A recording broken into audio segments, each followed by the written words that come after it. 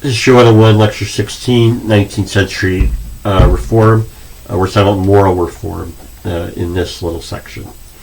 So, again, these activists, reformers, middle, upper class, urban, northern reformers, they look at society and some of them see American society as immoral. Okay? I'm going to be talking about a couple specific examples. A couple of examples I'm not going to talk about are except for now. I'm not going to talk about them except now. Bible societies were big in the 19th century. Bible societies cropped up everywhere in American society when the goal was to get more Bibles out. More and more Americans, Americans aren't reading their Bible enough.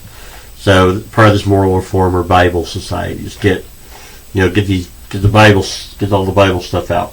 The Second Great Awakening as a whole could be called a moral reform. Second Great Awakening ministers are saying the church, the West, the frontier is unchurched. They're not moral. That quote McGreedy. What did McGreedy say? It's full of Kentucky, by reason, full of horse murderers, horse thieves, and counterfeiters. They're not moral. I got to make them moral. Okay.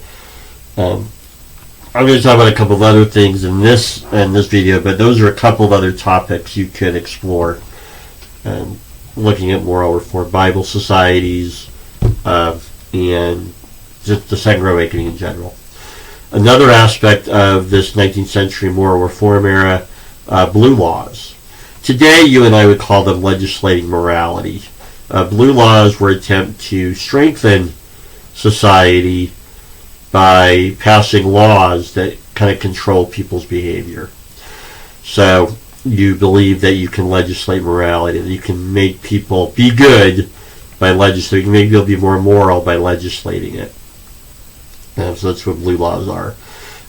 Making adultery a crime. 19th century adultery, if you were a married man or woman and you had sex with another person, even though you're married to a person, that was adultery. So it's a crime. Prostitution's a crime. Prostitution's criminal nearly everywhere. So those are some examples. The anti-sodomy laws. No business on Sunday. A lot of cities in the 19th century, no sporting events on Sundays. Liquor laws.